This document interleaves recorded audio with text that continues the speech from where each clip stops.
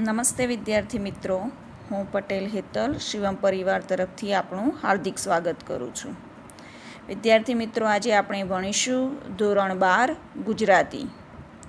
ગુજરાતીની બોર્ડની પરીક્ષામાં વિભાગ ઈમાં લેખન વિભાગમાં એક પ્રશ્ન પૂછાય છે કે વર્ણનાત્મક ગદ્યને વાદાત્મક ગદ્યમાં ફેરવો. વાદાત્મક ગદ્યમાં ફેરવો. ગદ્ય એક પેરેગ્રાફ આપેલો છે, એક ફકરો આપેલો હોય છે જે 5 માર્કનો હોય છે, જે વર્ણનાત્મક ગદ્ય રૂપે રજૂ કરવામાં આવ્યો હોય છે, જેને વાદાત્મક ગદ્યમાં ફેરવવાનું હોય છે. તો વિદ્યાર્થી મિત્રો, આજે આપણે જાણીશું, સમજીશું કે વર્ણનાત્મક ગદ્યને વાદાત્મક ગદ્યમાં કેવી રીતે ફેરવવું. વર્ણનાત્મક ગદ્યને વાદાત્મક ગદ્યમાં ફેરવતી વખતે કેટલાક મુદ્દાઓ ધ્યાનમાં રાખવા જેવા હોય છે, જે મુદ્દાઓ હું આજે તમને સમજાવીશ. પહેલો મુદ્દો છે કે દલીલોને સીધે સીધા તર્કના રૂપમાં રજૂ કરવી. સામે વ્યક્તિ બેઠેલો જ છે અને આપણે એની સામું તર્ક રજૂ કરી રહ્યા છીએ, એવી રીતે એની સામું દલીલો રજૂ કરી રહ્યા છીએ, એવી રીતે એને રજૂ કરવી. બીજો મુદ્દો છે કે વર્ણનાત્મક ગદ્ય જે આપેલું છે એ વર્ણનાત્મક ગદ્યમાં જે વાક્ય આપ્યા હોય એ વિધાન વાક્યમાં રજૂ કર્યા હોય છે. એ વિધાન વાક્યને પ્રશ્ન વાક્યમાં ફેરવીએ એટલે આપોઆપ એ વાદાત્મક ગદ્યમાં ફરી જતું હોય છે. એમાં બીજો મુદ્દો એ છે ધ્યાનમાં રાખવાનો કે આપણે દલીલો કરી રહ્યા છીએ, સામે વ્યક્તિ બેઠું જ છે, એની સામું આપણે દલીલો કરી રહ્યા છીએ. એ દલીલોને સાંભળનાર વ્યક્તિ હાજર છે અને આપણી દલીલના વિરોધમાં દલીલો કરે છે. એવું માની લેવાનું કે એ વ્યક્તિ સામે બેઠેલો જ છે અને બેઠેલો વ્યક્તિ સામે આપણને પણ દલીલો કરી રહ્યો છે અને આપણે એનો જવાબ આપી રહ્યા છીએ. એવું ધારી લઈને જરૂર જણાય ત્યાં સંશય નથી, એમાં કોઈ શક નથી, શંકા નથી, દીવા જેવી સાફ વાત છે, એમાં કોઈ બેમત નથી જેવા નિશ્ચય સૂચક વાક્ય પ્રયોગો રજૂ કરવામાં આવે છે. આવા શબ્દ એની અંદર ઉમેરવામાં આવે છે. આવા શબ્દ વાક્યમાં રજૂ કરીને જાણે સામે વ્યક્તિ બેઠેલો આપણે સાંભળી જ રહ્યો છે, જાણે એ આપણી સામું દલીલ કરી રહ્યો છે, એવી રીતે રજૂ કરવામાં આવે છે. દલીલોની ભાષા કેવી હોય છે? નકારાત્મક અને હકારાત્મક પ્રશ્ન સ્વરૂપની હોય છે. એટલે કે વિધાન વાક્યમાં રજૂ કરેલું વર્ણનાત્મક ગદ્યને પ્રશ્ન વાક્ય સ્વરૂપે રજૂ કરવાનું હોય છે. તર્કબદ્ધ દલીલોના અંતે ચોક્કસ તારણ રજૂ કરવામાં આવે છે. કેટલીય તર્કબદ્ધ દલીલો રજૂ થયા બાદ અંતે તારણ રજૂ કરવામાં આવે છે. દલીલોને સચોટ અને તર્કબદ્ધ બનાવવા માટે એના સમર્થનમાં તુલના, દૃષ્ટાંત અથવા કોઈ અનુભવ પણ રજૂ કરી શકાય છે. એટલે કે દલીલોને સચોટ બનાવવા માટે જે વર્ણનાત્મક ગદ્યમાં આપેલા વાક્યો છે એની અંદર કોઈ દૃષ્ટાંત અથવા તો કોઈ તુલના અથવા તો કોઈ અનુભવને પણ વાક્ય સ્વરૂપે એની અંદર રજૂ કરી શકાય છે. વધારાનું વાક્ય તુલના, દૃષ્ટાંત અને અનુભવલક્ષી હોય એવા વાક્યનો એની અંદર ઉમેરો કરી શકાય છે. વિદ્યાર્થી મિત્રો, હવે આપણે ઉદાહરણ સમજીશું. વાદાત્મક ગદ્યનું ઉદાહરણ, જેથી તમારા માઇન્ડમાં એકદમ ક્લિયર થઈ જશે કે વાદાત્મક ગદ્ય કેવી રીતે, એને વર્ણનાત્મકને વાદાત્મકમાં કેવી રીતે ફેરવવું. અહીંયા પહેલું વાક્ય આપ્યું છે, વર્તમાન શિક્ષણ પરીક્ષાલક્ષી છે, જીવનલક્ષી નથી. આ વિધાન વાક્ય છે. એને વાદાત્મકમાં કેવી રીતે રજૂ કરીશું? વર્તમાન શિક્ષણ પરીક્ષાલક્ષી છે, જીવનલક્ષી નથી. તો પહેલું તો 3 સાદા સ્ટેપ, 3 પગથિયા એ પ્રમાણે ચાલશો તો સીધું એનું વર્ણનાત્મકનું વાદાત્મકમાં ફેરવાઈ જશે. પહેલું સ્ટેપ છે, વાક્ય હકારાત્મક છે કે નકારાત્મક એ પહેલાં જોવું. વર્તમાન શિક્ષણ પરીક્ષાલક્ષી છે, જીવનલક્ષી નથી. વાક્ય હકારાત્મક થયું કે નકારાત્મક? નકારાત્મક. વાક્ય છે નકારાત્મક. હવે એને પ્રશ્ન વાક્યમાં ફેરવવાનું છે. પ્રશ્ન વાક્યમાં ફેરવો એટલે એ નકારાત્મક વાક્ય હોય તો એનું હકારાત્મકમાં રૂપાંતર થાય છે અને હકારાત્મકમાં રૂપાંતર કરી એની અંદર પ્રશ્નસૂચક શબ્દ રજૂ કરવામાં આવે છે. પ્રશ્નસૂચક શબ્દ રજૂ કરો, નકારનું હકાર કરો એટલે સીધું એ દલીલના રૂપમાં રજૂ થાય છે. વર્તમાન શિક્ષણ પરીક્ષાલક્ષી છે, જીવનલક્ષી નથી. આનું હકારાત્મક રજૂ કરવું હોય તો હકારાત્મક વાક્ય કેવું બને? વર્તમાન શિક્ષણ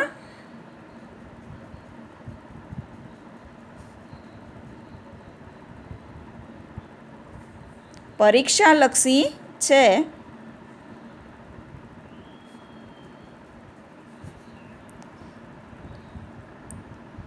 જીવનલક્ષી છે. આ પહેલું સ્ટેપ થયું નકારાત્મકનું હકારાત્મક. હવે બીજું સ્ટેપ, એની અંદર રજૂ કરવાનો છે પ્રશ્નસૂચક શબ્દ. પ્રશ્નસૂચક શબ્દ કેવા હોય? શું, કેવા, કેવી, આ બધા થયા પ્રશ્નસૂચક શબ્દ, જે શબ્દ પ્રશ્નની રજૂઆત કરે છે, વાક્યને પ્રશ્નના રૂપમાં ફેરવે છે. તો આની અંદર રજૂ કરીશું વર્તમાન શિક્ષણ પરીક્ષાલક્ષી છે, શું જીવનલક્ષી છે. બરાબર. આ બીજું સ્ટેપ થયું, પ્રશ્નસૂચક શબ્દ રજૂ કરવામાં આવ્યો. હવે ત્રીજું સ્ટેપ છે કે આ વાક્યને પ્રશ્નાર્થ વાક્ય બનાવવાનું છે. હવે આપણે આગળ જે નિયમો ભણ્યા, જે ધ્યાનમાં રાખવાના મુદ્દા ભણ્યા, એની અંદર બીજા નંબરનો મુદ્દો જુઓ. એની અંદર કહ્યું છે કે સંશય નથી, એમાં કોઈ શક નથી, શંકા નથી, દીવા જેવી સાફ વાત છે. આવા અનેક શબ્દ એની અંદર રજૂ કરી શકાય છે. તો આપણે આને પ્રશ્નસૂચક શબ્દ મૂકી અને એને પ્રશ્નાર્થ વાક્યમાં ફેરવવું હોય તો વાક્ય કેવી રીતે બનશે? વર્તમાન શિક્ષણ પરીક્ષાલક્ષી છે, પણ શું જીવનલક્ષી છે? ખરું? પ્રશ્નાર્થ ચિહ્ન. આ થયું વર્ણાત્મકનું વાદાત્મકમાં રૂપાંતર. વર્તમાન શિક્ષણ પરીક્ષાલક્ષી છે, શું જીવનલક્ષી છે? ખરું? હવે બીજું વાક્ય, પરીક્ષામાં ઉત્તીર્ણ થવું એ જ જાણે શિક્ષણનું આખરી ધ્યેય છે. હવે આ વાક્ય કયું થયું? હકારાત્મક કે નકારાત્મક? પહેલું સ્ટેપ, વાક્ય હકાર છે કે નકાર એ જોવું. આ થયું હકારાત્મક વાક્ય. પરીક્ષામાં ઉત્તીર્ણ થવું એ જ જાણે શિક્ષણનું આખરી ધ્યેય છે. આ થયું હકારાત્મક વાક્ય. હવે આને શેમાં ફેરવવાનું છે? નકારાત્મકમાં ફેરવવાનું છે કે પરીક્ષામાં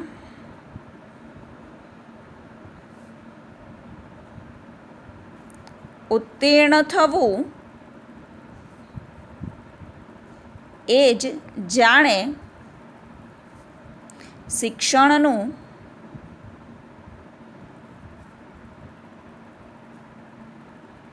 આખરી ધ્યેય નથી. આ થયું નકારાત્મક. હવે પહેલા વાક્યમાં જેવી રીતે ફેરફાર કર્યો એવી જ રીતે આમાં ફેરફાર કરવાનો છે. પહેલું આપણે નકાર હતું તો એનું હકાર બનાવ્યું, પછી કયું સ્ટેપ? બીજું સ્ટેપ, પ્રશ્નસૂચક શબ્દ મૂક્યો. આમાં પણ એ જ રીતે જ્યાં વાક્યમાં સેટ થાય ત્યાં પ્રશ્નસૂચક શબ્દ મૂકવાનો છે કે પરીક્ષામાં ઉત્તીર્ણ થવું એ જ શું જાણે શિક્ષણનું આખરી ધ્યેય નથી. એ જ શું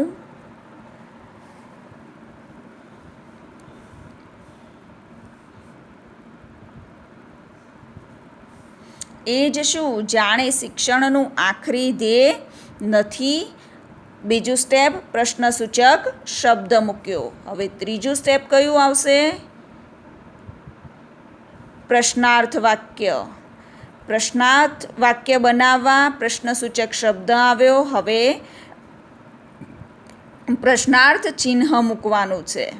પ્રશ્નાર્થ ચિહ્ન મુકાયું. હવે જુઓ, પરીક્ષામાં ઉત્તીર્ણ થવું એ જ શું જાણે શિક્ષણનું આખરી ધ્યેય નથી. આ થયું વાદાત્મકમાં રૂપાંતર. હવે સમજાયું. હવે ત્રીજું વાક્ય જોઈએ. આને પરિણામે શિક્ષણ વિદ્યાર્થીના વ્યક્તિત્વ ઘડતરમાં ઊણું ઉતરે છે. ત્રીજું વાક્ય હકાર છે કે નકાર? હકારાત્મક છે. ન, નથી, ન હોઈ શકે એવા કોઈ જ શબ્દનો આમાં ઉલ્લેખ કર્યો નથી. માટે આ વાક્ય થયું છે હકારાત્મક વાક્ય. આને પરિણામે શિક્ષણ વિદ્યાર્થીના વ્યક્તિત્વ ઘડતરમાં ઊણું ઉતરે છે. હકારનું નકારમાં ફેરવવાનું છે કે એ જ કારણે, આને કારણે, આને પરિણામે. પરિણામ નથી દર્શાવવાનું, આપણે કારણ દર્શાવવાનું છે.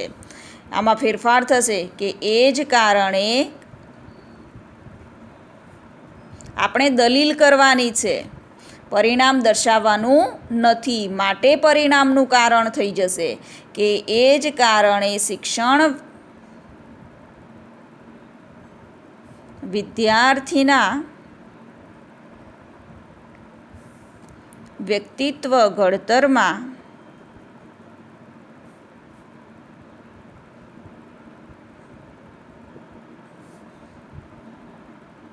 ઊણું ઉતરે છે. તો એની જગ્યાએ શું આવશે? ઊણું ઉતરતું નથી. નકાર થયું. હવે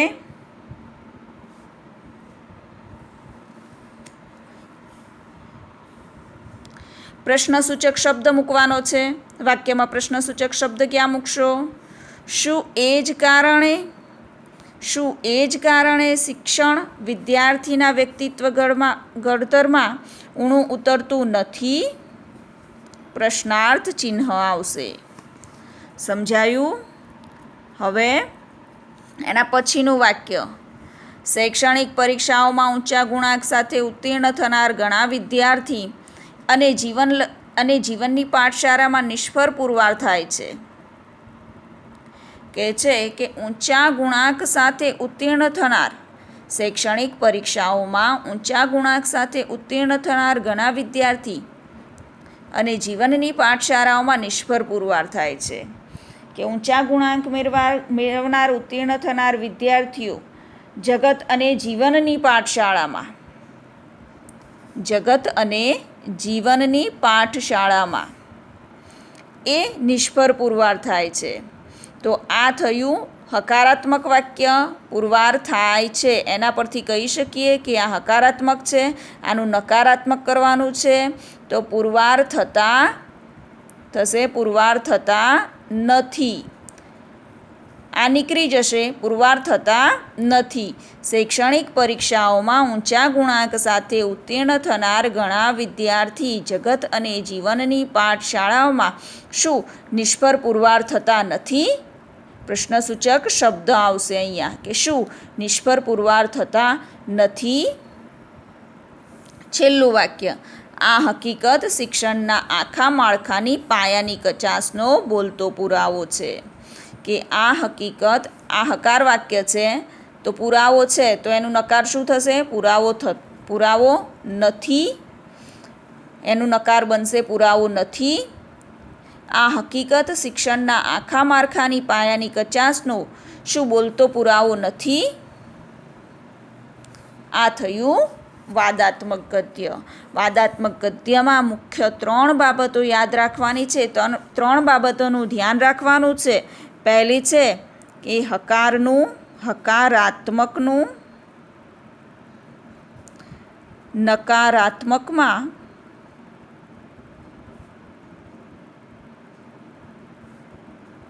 વાક્યને ફેરવવું. બીજી છે પ્રશ્નસૂચક શબ્દ મૂકવો. ત્રીજું છે પ્રશ્નાર્થ ચિહ્ન કરવું.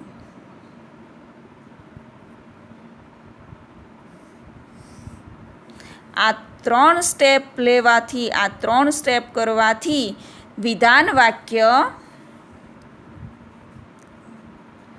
આ 3 ફેરફાર કરવાથી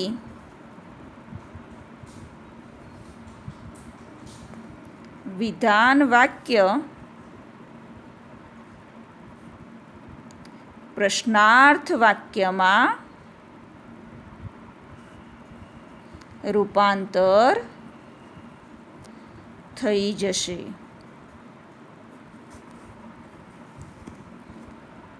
જે વાદાત્મકમાં પરિણમશે.